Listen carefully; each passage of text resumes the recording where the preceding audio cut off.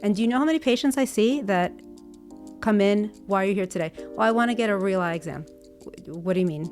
Well, I had an eye exam through my vision plan, but it was like, I want to get a real eye exam. And they pay cash. So don't tell me that people don't want to, go outside their vision plans. They do.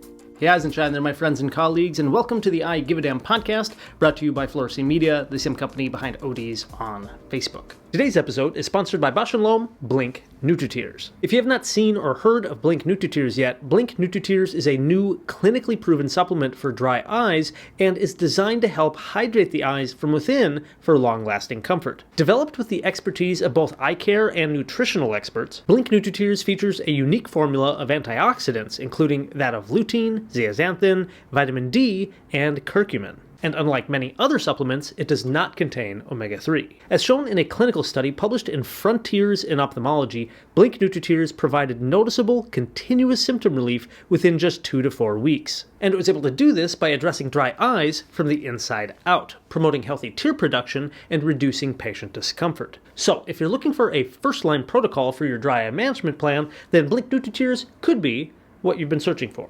Now available in the eye care aisle at national retailers and online. Now, let's get back to the episode.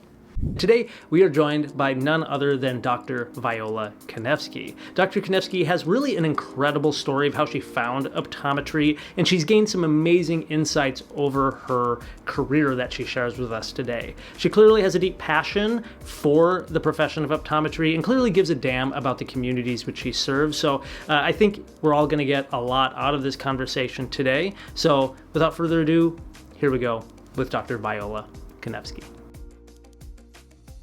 Welcome to the podcast, Dr. Viola Kanevsky. Thank you very much. This is, again, kind of a cool, just honor full circle for me because we've had a chance to meet each other, known each other because we both volunteer with the AOA on the Strategic Communications Committee, and it's just been great getting to know you. So I'm excited. Yeah, I call it the Blabbermouth Committee, yes. I'm excited to get to know you a little bit better and kind of highlight some of your expertise in the field of eye care. I'm super excited to be here. So again, how about just for our listeners, viewers who haven't had the pleasure of meeting you, can fill us in on kind of who you are, where you practice, and what you do. So I'm a general optometrist, but we specialize in pediatrics and specialty contact lenses, and I practice on the Upper West Side of Manhattan, right across the street from Tavern on the Green, which is fun for after work drinks. But if my background going way back and how I found optometry and got into pediatrics, I emigrated to this country from the Soviet Union, from the former Soviet Union. And the first probably 12 years of my life were spent traveling. So kind of like an army brat without the army. And whereas a lot of people would have found that traumatic or maybe a difficult journey because I was in a different country, different school, different language every year, my parents are remarkable storytellers. And they kind of made it fun for me. And I feel like kids only see the world the way you painted for them, the way the adults in their lives painted for them. And they did that. So it was always an adventure. I always felt like we were camping. And if we were living in a walk-up, studio with no bathroom, it was a camping adventure. And it was just always fun. So by the time we settled in New York, by that point, English was probably my fourth language that I had to learn. And that experience of being a kid who was always the new kid in school, the stranger, the one with the accent, the one that gets teased, the one that has to sit in front of a mirror and get rid of the accent so she doesn't get teased, kind of made me feel like I want to help kids see the world in a better, brighter way. And I was pre-med in school and, with like many students, no money and no way to get any more money.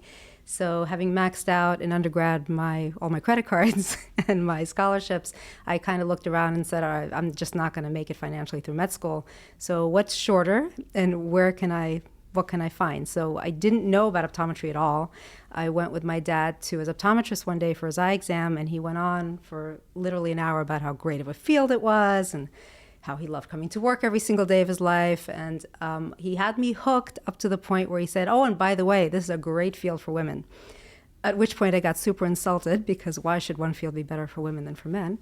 But in retrospect, I now understand what he meant. I mean, it's actually a great field for anyone who wants to have a family.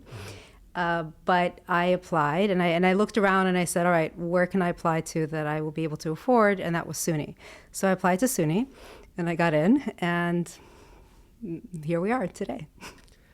Thank you for sharing that. And I'm sorry to hear that as a young kid, you maybe got teased because of your accent. And I think it's kind of cool. But I can understand, kids are mean. Oh, kids are always, yeah. Everyone gets teased about something. Yeah. So honestly, had they not teased me, I probably would still have an accent, right? So I sat in front of a mirror and got rid of it. And it honestly doesn't bother me. You kind of stay quiet. So you'll notice kids will often stay quiet if they're nervous about something. So I was quiet for a bunch of years and then learned to talk and open my mouth. Well, it made you stronger in other ways, right? Yeah. So you found optometry, and now, again, like you said, you're a general optometrist, or you do almost everything, but you do have a specialty clinic in pediatrics, and you guys do specialty lenses. Yeah, so because I really actually only wanted to do pediatrics when I started, and I did an infant vision rotation at SUNY and at Beth Israel Hospital in pediatric ophthalmology. But when I started practicing, you get out of school, you need to start making money, right? So the few loans that I had to pay back. And I got a job at an optical where I told them right off the bat that I didn't want to be on salary. I wanted to be independent because I didn't want to be controlled. I have a problem. I don't like people telling me what to do. So I said, I'm just going to see my patients. You don't tell me how to see my patients. You don't have to pay me. I don't care what you do with the glasses and the contacts. And we worked like that side by side for 13 years. And I built a practice there.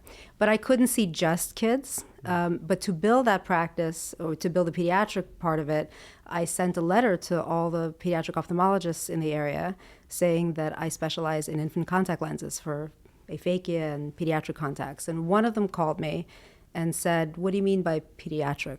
And I said, anything starting from birth. If you have a cataract and you took it out and you need a contact lens for the kid, I'm here. He said, really? I said, yeah, really. He said, okay. And he apparently sent me a secret shopper. I didn't know.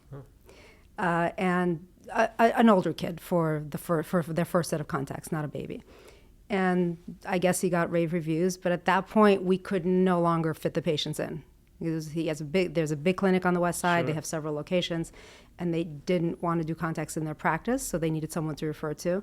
And at that point, the management of the optical started getting annoyed because they take a lot of time, right? They couldn't sell as many glasses necessarily, and they didn't want a bunch of screaming babies and kids in a high-end optical kind of situation. Sure. So it was fine for a while. Then they were bought over by private equity, or at that time it was called not private equity, but something, venture capital. Okay. So venture capitalists came in, bought it, started firing opticians because that was too expensive to keep them. It started becoming like not where I wanted to be. And so I gave notice, left, and opened my own place. That's amazing. I love that story. I think it gives a good perspective of just your value, like what you were able to really serve different patients in need in a community, help other practitioners, as well as just the change of time of industry in a way. Yeah, absolutely. And I have worked really in almost every mode. So I worked in a storefront optical. When I first started, I probably had I think I was working 7 days a week in 3 different jobs because I wanted to see what I wanted to do. Mm-hmm. So I was in a private practice that was doing vision therapy.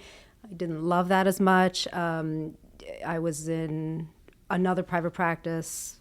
I was literally borrowed my dad's car, was driving everywhere, like all students do, right? You have 5 different jobs. And very quickly, I actually settled into that. And I was in an ophthalmology practice as well. So I did all of the stuff that people do. And I've shockingly settled into the storefront optical because it was the one that allowed me to be the most independent. Mm-hmm. And the owner just didn't bother me. He saw he was doing well. And so we just didn't bother each other for a long time.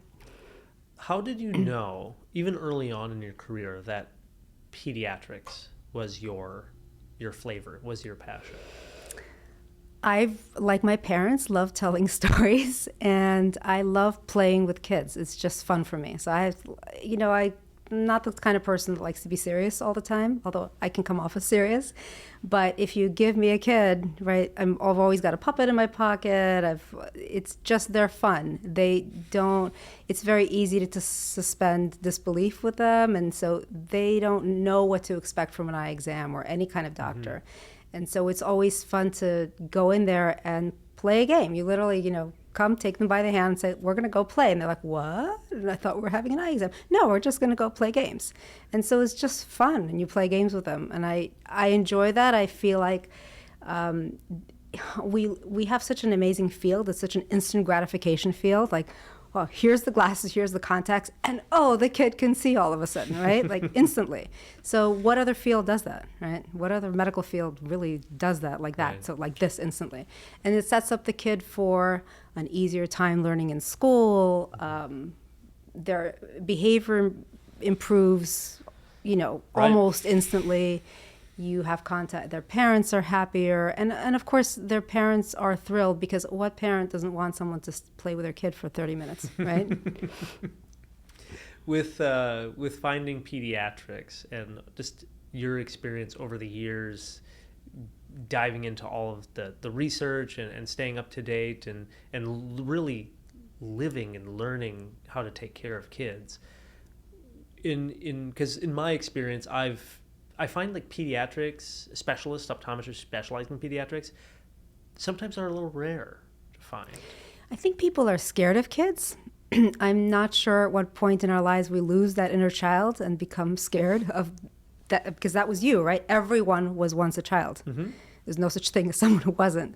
And so I'm not sure at what point people lose the ability to relate to a child. I guess I never grew up, but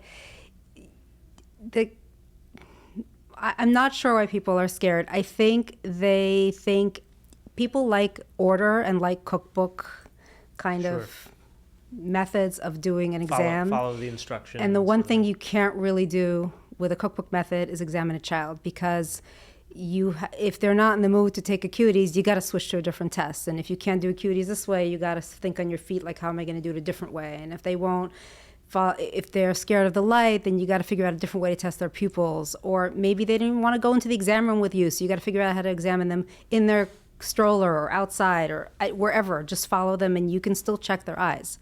But you got to be constantly on your feet and willing to play and willing to change and willing to distract them.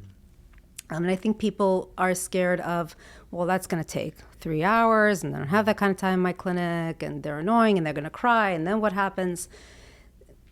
So it's a lot. It is, and I can sort of relate now when you say that, because a lot of our education is rather rigid. Yes. This is the process. This is how you check acuity. I used to get really mad at my preceptors. They throw you in pediatrics. Your first day in clinic, I remember this. They throw me in, go do the exam. Okay, great. And the SUNY crazy 21 point whatever 4 is this guy, the whole freaking VT workup. And I walk into the room, and the child has Down syndrome. And it's a young child, a toddler with Down syndrome. So I do what I can do. I'm terrified. I come back out, and my preceptor's like, whoa, where are the forias? And where are the base ins and base outs? And I'm like, you got to be kidding me. And, I was with another one of my classmates, and my other classmate starts crying because the person's just being really mean to her. Sure. And I said, I'm sorry, Dr. X, could you please go in and show us how to do it? Because I don't really know how to do it. So, of course, they go in and then walk right back out, because there's no way to do all of that. But that's okay. You can still examine the kid, right? There's a lot you can do. But I think people walk into that, go, whoa, and just walk out. I don't know what to do. So you have to be able, again, not to get lost and not to get nervous if you can't follow the pattern or the rules. But even with, when New York just got orals, right? Everybody immediately wants, I want a cheat card. Which drug do I use for which condition, right? Everybody wants that. I understand it's easier. But I feel like that's not the way medicine works. You can't have a cookbook for everything. Sometimes you have to think out of the box. And pediatrics is that. So I love that. I love thinking out of the box. That's why I kind of can't do pediatrics all day, because I want a glaucoma patient thrown in there. I want whatever, a thyroid with one eye out here thrown in there. I want some prism. I like to just mix it up and just think all day long. Otherwise, I get like sleepy and tired when I go home. It's good to have that spice of life variety. With that, I kind of just want to ask about your specialty lenses for kids. Certainly, I think right now things like ortho K is kind of a hot topic in the world of eye care, considering myopia epidemic. But you've been fitting infants in contact lenses. Yeah. And can you just talk about that a little bit? Because I learned about that it's possible and that we can do this, but I've never had the opportunity to do that sort of thing. And I imagine, did you get special training on it? Did you kind of learn on the go? My favorite mentor of all time, Robert Duckman, who's retired now, was an infant vision specialist at SUNY. And I actually lobbied my school. There was not a pediatrics infant vision rotation when I was a student, but I lobbied to have one. And so they separated for me specifically away from vision therapy and primary care. And so I specifically did that. So I trained with him, and I trained at Beth Israel with Jay Wisnicki, who's a pediatric ophthalmologist. So I did I think 2 semesters of rotations through there. So I got some experience, not a lot. And then I don't sleep well at night, so I read a lot. And so you read and you try it. You have a kid that comes in, and the first baby that I had to put a contact lens into on my own, you just do it. And again, as long as you're not scared of the child, it's not the process. Like, okay, you've seen how many eyes in your life, right? You know how to put a contact lens in. It's not, a child's eye is not that much smaller than an adult's eye. So you know what to do with the eye. It's the surrounding child that scares you, right? The eyelids, the screaming, the crying. The mother scares you. The mom, that's even worse. Right. So if you can tune that out, if you can calm down the parent, and of course kids are very reactive. They will, if their mother is nervous or their whoever their caretaker is holding them is nervous, the child will scream. They feel immediately that the fear of the adult that's holding them. So sometimes actually we'll take the baby away and calm them down. Right? So I'll literally leave the room with the baby, go play with the baby. The baby calms down. Once the baby's laughing and calm, I bring them back. Or I ask the mom to nurse it or give it a bottle. And if they're calm, it's nothing. That's not the hard part. The hard part is really calming down the parents. And sometimes it takes weeks until the parent learns how to get the lens in and out by themselves. It's getting the fit right and getting the refraction right, because obviously they're not going to tell you which is better, one or two. Right. So a lot of retinoscopy. You got to be really good with that retinoscope and just loose lenses. I mean, I will use an autorefractor, but I have a handheld one, but it's really tough to get that close. And I still love. I know there's a lot of doctors out there who, once they graduate school, they never touch a retinoscope afterwards. So but I love it. I mean, there is not a single patient that I see of any age that I do not pick up a retinoscope first. The first thing I pick up, because I know what the media looks like, right? I can tell immediately what to expect from the image. And also, even if I don't need it for that patient, I need to keep it in my skill set every day, so that when that baby gives me 3 seconds before they shut their eyes and start screaming, I need to know what the prescription is, right? It's right away. If I have no other data. I know, just in my experience when I was at the VA for my residency, it was like a superpower, because none of the residents, no ophthalmologists in the house knew how to do that. Yeah, so when I was actually rotating through Beth Israel, I taught the ophthalmology residents how to do retinoscopy. They had no idea, and they were very grateful, because they need that it's like and now everyone has the automatic phoropters. Sure. The digital ones, you can't use those with kids. You can't do retinoscopy. So now it's really going to be a lost art, and that's a shame, because you really need it for kids. So since we're kind of talking about these challenges seeing young kids, any advice for any practitioners out there, especially young ODs, or maybe there's a doctor who's transitioning from a VA, seeing all these older adults, and now they're going to be, I'm going to be seeing kids as young as 6 months. Any advice for how to communicate or just engage with kids, or how do you talk with parents? So the first thing to remember always is, actually, if you deal with geriatric patients or older patients, it's not that dissimilar. You need patience, right? They're going to want to chit chat with you, and you just be patient and wait for them to answer you and get some data without necessarily a clear answer because they don't remember or they don't, right? And the baby's going to be the same way, or a young child's going to be the same way. You need to be patient and just give them extra time. That becomes, I know, very difficult with people who have to take a lot of insurance plans or vision plans. They just don't have the time in the clinic, but that's the one thing you really can't give up. So if I have a new baby scheduled that I know is, let's say, congenital cataract, I book an hour. There's no way. If I have a new, even teenager that I'm booking for a new first-time CL fit, I book an hour because I want to talk about myopia control to that kid, to their parents. I want to talk about all the rules of contact lens wear, that I'm going to set them up for a lifetime of really healthy contact lens wear and not, all the nonsense that you hear about sleeping in them and all the stuff that they do and buying them online and all that stuff. So I have very little of that going on in my practice. And that takes time. And it takes time. And yes, you can delegate that to techs, but it's not the same. The parents want to hear the myopia control lecture from you, not from a tech. At least in my practice, I know people do delegate it to techs successfully. And then you have to help them choose the modality, right? Even if they were referred in for myopia control, they don't know if they want to do ortho-K or they want to do a multifocal contact lens or, I heard about red light therapy and I heard about lenslets. I have patients who go to Korea and go to Canada to get the myo, glasses now. Yeah. So I have a couple in there. I have to be able to talk to them about that. Or atropine. I have many patients on atropine, right. So you got to discuss all of them. You have to explain to them what's FDA approved, what's off label, what does that mean? And that's going to take a half an hour by the time before I even start looking at the kid. Right.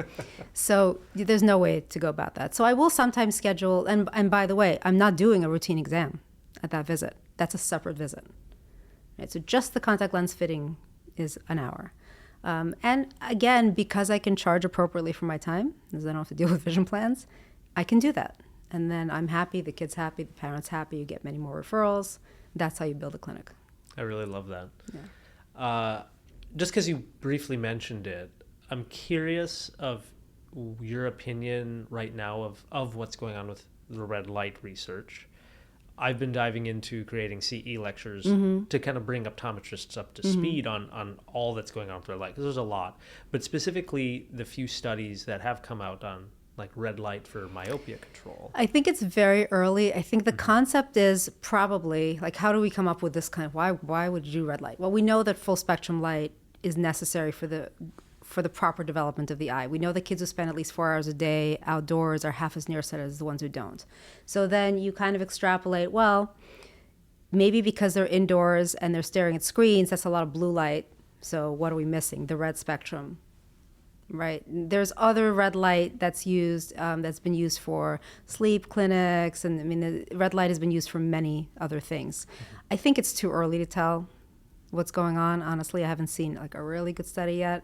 But it's out there. People want to know about it. And I'll say that's not something that I'm ready to use yet or offer yet in my practice. Yeah. I know there's some safety, some doctors in our industry have raised some safety concerns with the current data. Yeah. So I was just curious because you're a little bit more in. Yeah, so I certainly offer compounded atropine off-label in my office, ortho-K, both my sites and other center distance, high peripheral defocus lenses. And I do have patients going to Canada to get those glasses. Other than that, that's all there is right now. One thing else, again, you've kind of mentioned it a few times briefly. You have a clinic that does not take any sort of vision plans, or I'll say vision discount plans. That's how I like to say it, right? Because they're really not insuring anything. Correct. That's, I think, a dream for a lot of clinics, because I don't know many. There's a few doctors I know who love vision plans because that's how they've built and structured their entire strategy around. However, I think most of us feel a bit differently about that, just in terms of value and the pressures it may put on us. So it's not that I've never practiced with vision plans, so I don't know what they are. I do know what they are. When I first opened cold, and I was terrified, right? Because also when I gave notice, at the optical where I was, I got sued for breach of implied verbal non-compete. Okay, you like that one? Wow. And that was a lot of fun. Yes. Verbal non-compete. It got thrown out, but it went all the way to court. Wow. And it was absolutely terrifying as I'm trying to open my own practice and cold and, ordering equipment and taking out loans. And I have to deal now with this lawsuit, which was frivolous and ridiculous, but they were trying to keep me from leaving because they knew they were going to go down the drain if I left. And they knew my patients would walk, right? Or a fair number of them. And when I first started, I offered to leave. I offered to leave all my records there, and just the patients would ask for them if they needed them. And I said I was not going to sell glasses in my office, that I would refer the patients back. But still, they were terrified and sued me. So the result of the lawsuit was actually good because the judge said, no, you cannot leave your records there. You're responsible for them. So if you want to leave them copies, that's nice of you, but they have to pay for the copies, and which was great for me. Yeah. And also I said, well, too bad. Now I'm not going to be nice, and I am going to sell glasses in my office, right? So, which I think a lot of people have been asking me, like, well, do you think it's no longer a good revenue stream? Like, should we not carry frames and glasses? And I think that's a mistake. I think it's still a very large revenue stream for us, and it's silly to give it up. Right? It's also a service. Yes, and I try to offer more above everything else, full scope to the. I mean, aside from referring out for surgery, I try to refer out for nothing out of my practice, right?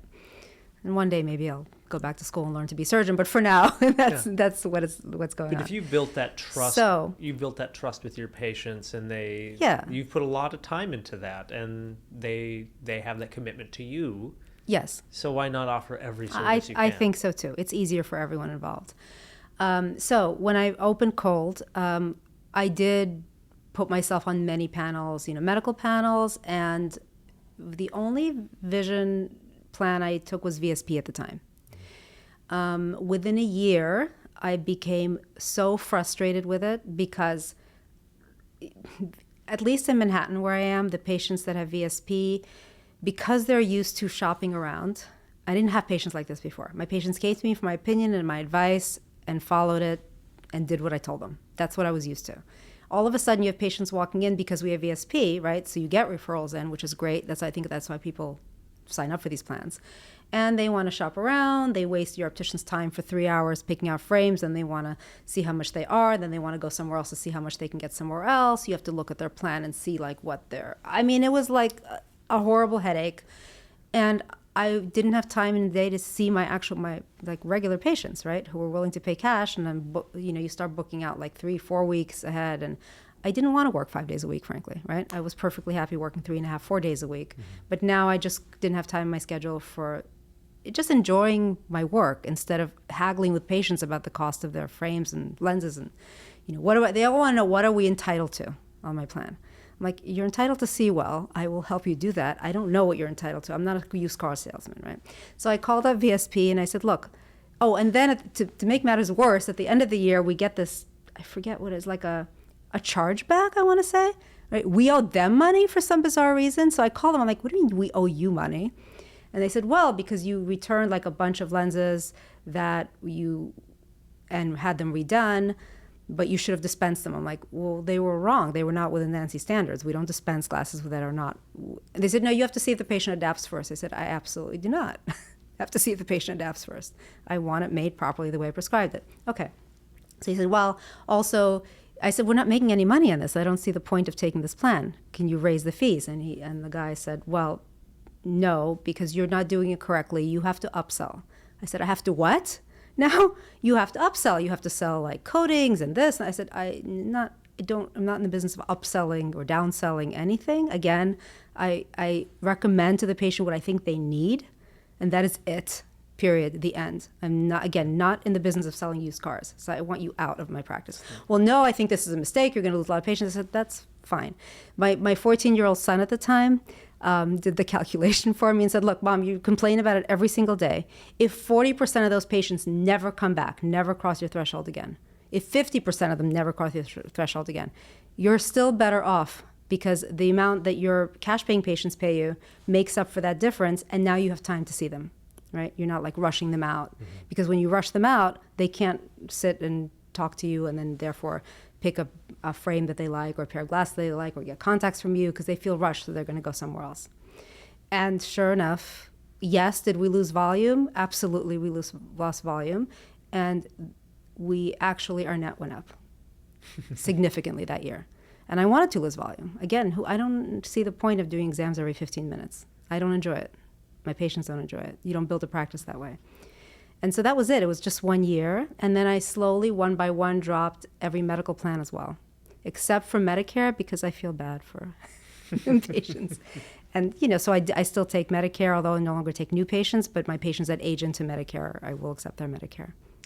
I will say I absolutely love of how you kind of communicate how you prescribe what you think is best for this patient. You don't upsell, downsell, any of that. Because I think that is the true soul of what, like an ethical, I can't say ethical, but it's like... I want to feel good about what I'm giving my patient, right? But it's also just that soul of what it means to be a doctor. Like, no, this is what you need. This is really what Yeah, and I have, by the way, 3 opticians on staff. And they do not, the traditional manner of giving them perks or bonuses based on sales. We don't do any of that. They get decent salaries and bonuses at the end of the year, like holidays and things like that. But there's absolutely nothing tied to sales. So there's never a penalty for a patient walking out if they don't need something. As a matter of fact, I encourage my patients to get a good quality frame the first time. And if you want to reuse it for the next 10 years, we're good with that. So waste less plastic, in my opinion. Like, why not get a good quality frame that you like and it will hold up to several prescriptions? I don't care if you never buy a new one again, if you're comfortable with it. I think I do recognize that not every clinic, I think, can survive that way. And not every single city, not every location. Absolutely. But I do think it's amazing at what you've been able to do with that. I also think people need to understand that, this like spiraling to the bottom of the barrel is not good for them.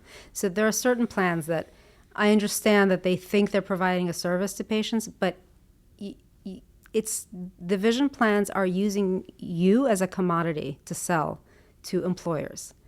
If they don't have that anymore, right? If enough doctors just say, look, I'm not your commodity to sell, right? I'm providing a service that I was trained for, that I spent a lot of money training myself for, that I spent a lot of time and energy learning on a regular basis. I want to provide the service to my patient that's worthwhile. You can't sell that for $10, $20, $30, whatever it is that they pay. It's just not, right, your time. So I feel like it's okay to say no sometimes, right? Right. There's definitely, I think, a value problem over time, because I think the way a lot of the marketing in our industry has shifted the value away from us as a provider, our education, our expertise, to just a product, right? The value, I think. Do you think it's shifted, or do you think this is the age-old problem of optometry? So when I graduated, we were fighting with like Cohen's free eye exam with a pair of glasses. And when I actually started, let's not doing free eye exams, I want to say we were charging $40 for the eye exam. That's what they agreed to charge that. I said, okay. And then literally the first patient came out of the exam and went to the optician and said, don't say anything, but that exam should not have been $40. That's the best eye exam I've ever had in my life. Right? And within a week, we raised prices, right? So I think people understand value when they get value. So if you are only being paid, whatever, $40 for an eye exam, you of course have to work faster and you have to skip things, right? And then there's this crazy division, which I don't understand, vision and eye health. Can you explain to me how I can tell if your eye is healthy without checking your vision, and how I can tell if you can see without checking the health of your eye? So I don't understand, and I can't do things I don't understand, right? So that makes no sense to me. So, of course, if you're bound by that contract, you're going to start doing that.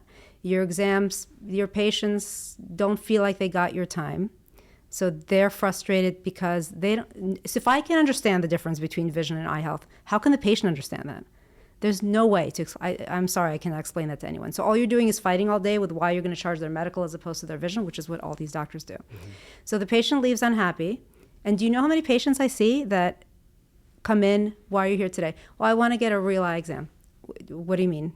Well, I had an eye exam through my vision plan, but it was like, I want to get a real eye exam. And they pay cash. So don't tell me that people don't want to, go outside their vision plans. They do. Thank you so much again for just being honest and straightforward about your thoughts, feelings, and frustrations with that, because it's something that you've experienced and lived through, but even to today, you share some good insights for myself. I would say that because I only got into this industry, I graduated in 2015. And so, Right. And even at that time, I was more like in the VA system doing residency, didn't have any Right. real true experience or understanding of how the rest Of retail, of right? retail, Right. of just how, because there's so many different ways to run a clinic. There's Yes. different environments, different clientele. And so it just helps me get a better understanding of our own industry. So thank you for sharing all of that. Yeah, but definitely I struggled with that when I first graduated. There were lots of optometrists who were doing free eye exams, like working clinics where they were getting a salary, but they were doing free eye exams. And I fought with them about that. And I thought that devalued the profession. And that has actually gotten better. I think there are fewer places doing free eye exams. Mm-hmm. But instead we have the vision care plan stepped in, and effectively you're back to doing free eye exams. And of course now we have the rise of anything from teleoptometry And to that's telehealth right. and AI, and where's it going now? So Yes, I mean the long perspective is there's always challenges to the profession. You have to remember, and this is really important. You have to remember we're a legislative profession, right? So just as we can legislate laws in, we can be legislated out. I think you never practiced at a time when you couldn't prescribe topical medications. Forget orals, topicals. Never. I was the first year that was grandfathered in to topicals. We had to refer out for like anything, conjunctivitis. Nothing. Allergic conjunctivitis there was nothing over the counter either. You had to refer to ophthalmology. Or the doctor I was working with was prescribing like topical erythromycin ointment or triple antibiotic, which was not even meant for the eye because she didn't want to lose the patient referred out. And ophthalmologists were even more, like butting heads with optometrists because there weren't as many working together in clinics like there are now. I think the relationship now is much better and much closer. So there's always challenges to the profession. There will always be challenges to the profession, but I'm not worried about it. Like I feel like there's always a sector of optometrists who are screaming doom and gloom and it's over, it's going to be taken over by AI. And sure, if you're working somewhere and literally just flipping dials all day, yes, that will go the way of technology. And that's fine. But there's still going to be demand for low vision, for specialty contacts, and even with the new Google Glass, not the Google Glass, the Apple Vision Pro, yeah. Vision Pro. So now we have patients coming in, they need a prescription for that. They need to figure out if they need Prism for that. And I have new patients coming in off the street because they need those prescriptions. And I'm not even on the street, right? So they have, I don't know how they're finding have to us. find you, yeah. Right. I do think with the birth of AI and more access, which I think is great through the technology, there will be just a swinging of the pendulum in a way. People are going to get really excited. They're going to try all these things, Right. but it's going to become very apparent where it's lacking, and people are going to miss and probably even see the greater value of the human connection, of the human in-person relationship. Oh, 100%. Because there's things I really love and convenient about being able to order something on my phone, but there are times where it's like, no, I want to talk to a real person, and I want to talk, everyone talks about that, when they have to call an industry or something, and they get a robo thing on the other end. Yeah. So I do see that swinging the other direction. And that's at some happening in point. all of medicine. So in Manhattan especially, because real estate is so expensive, doctors cannot afford to keep their own private practices anymore running, right? If they're taking insurances. I'm talking about your regular GPs. So you have GPs leaving in droves, closing their private practices because they think they can't drop insurance plans. And instead, they're joining groups. And the PE groups, they have portals and they have all the technology, right? And then the patients leave in droves because they don't want the portals. And they don't want, and especially as you get older and now you have multiple issues, you want to pick up the phone and call your doctor. You don't want to be like, what is my password? Like, let me put it in a portal, wait 20 hours for the doctor to answer me. You just want to pick up and talk to a human.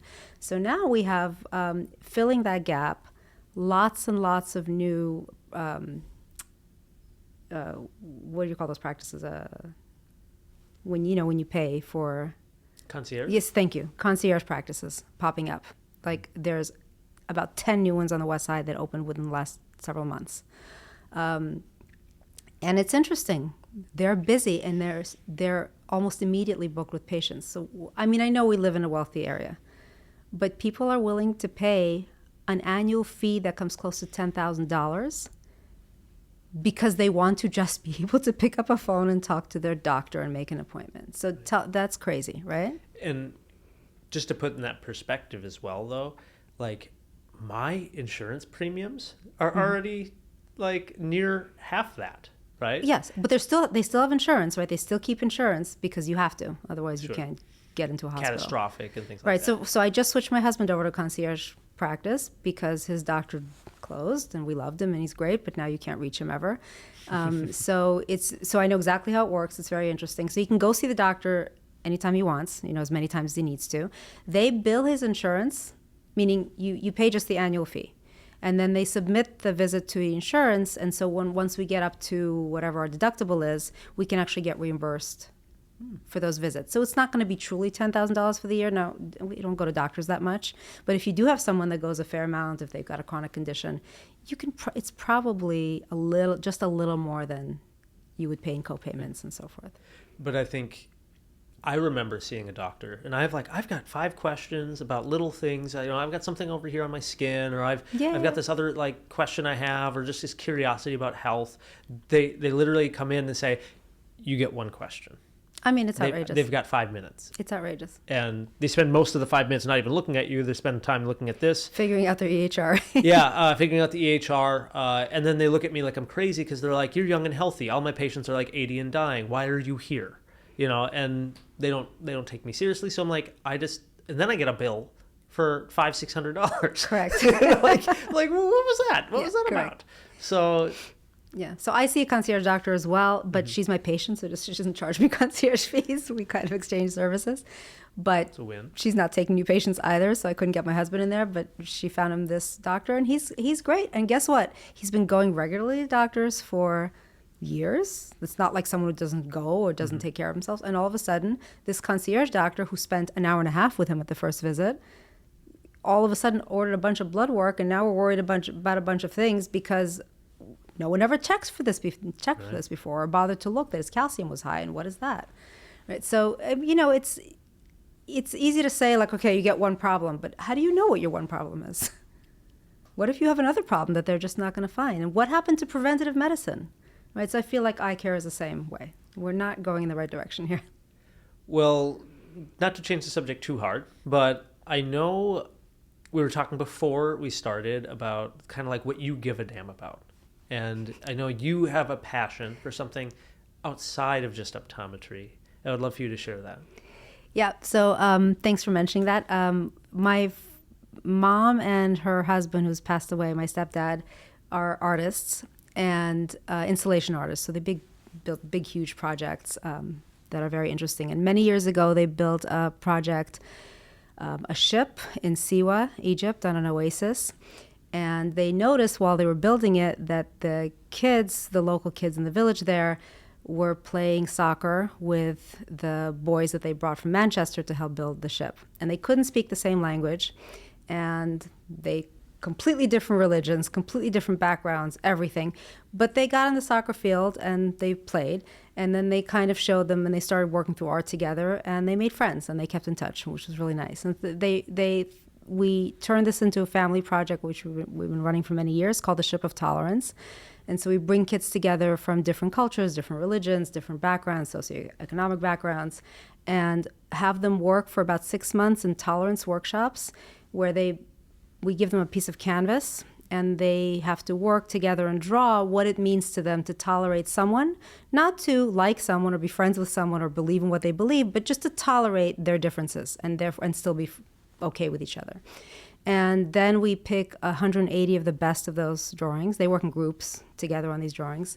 Assemble them into a sail, build a ship. We have a crew from Manchester coming in and teaching the slightly older kids carpentry skills. And then sail the ship and open it with a concert where we bring talented kids from different countries to put on a concert together. And they have a week basically to put it together. And the only common language they would have would be music in this case. And it's kind of a fun project. And we've done it in multiple different countries. So usually we'll have a town that calls and says, look, we're having trouble with our immigrant population and the local population. They're not getting along. They're fighting. Can we do something? And so I find that when we work with kids under the age of 12, when they haven't really formed opinions about each other, it's much easier before they're indoctrinated to make them work together and become friends. And then once the parents see them cooperating, and then they realize that they're really not that different from each other, then they start to become friends. And it's kind of a lovely project, which I love. And my kids work on it. And it's super special. And thank you for doing that. I applaud you for it. So my final question for you, which is for all of our listeners who've been following along, listening, they know this question at the end is always kind of the same for the last several episodes. If you were elected tomorrow as the kind of Surgeon General of Optometry for the entire U.S., oh, Lord. whether it be a mission to help change optometry or a mission to help the public in the eye care space, what do you think would be the number one thing you would be your mission in that role you want to see change for the better? I would probably, above and everything else, first and foremost, mandate a preschool comprehensive eye exam in an optometrist's office. I love that. That's a great answer. And I think some states have yes, something some do. like that. Some do. Because screenings are great. They're getting better with better technology, but they miss a lot of things. They certainly don't do binocular workups. I feel like optometrists have a really good grip on what a child needs in terms of vision tools to handle a very visual world and a very visual classroom. And that's very unique to our profession. I don't think anyone else does what we do. And I think that would be great. Imagine you set up that kid for a lifetime of proper learning. And at the same time, their parents are in the room, so they take a look and see what an eye exam should look like. And so then you've educated everyone about what it means. And unfortunately, screening's a great tool. Yeah, and I do screenings, but they're not the same by far. No, they miss a lot of things. And I'm not saying you should do away with screenings. We have no choice. We have too many kids and not enough doctors. But I think I think Canada mandates pediatric eye exams. They're covered for children. Well, Viola, thank you so much for being on the show. Again, I know we have a lot of other topics we can cover, so maybe again we'll have you on as a guest another time. But I will be happy to come on. Thank you so much, and thank you for doing this. I love your podcast. No, thank you. Okay. So that was our episode for today. Thank you so much for tuning in. If you are somebody who is deeply passionate about our profession or gives a damn about a specific topic that may be affecting our industry in some way, please let us know either in the comment section over on YouTube or in the review section. Leave us a solid review on whatever your favorite podcasting platform is, and let us know if there is a person in our industry that you would love to hear from, or perhaps a specific topic that you would like to hear in more of a deeper conversation on this podcast. Otherwise, thank you so much again for listening in. I hope you have a fantastic day, and we'll see you in the next episode.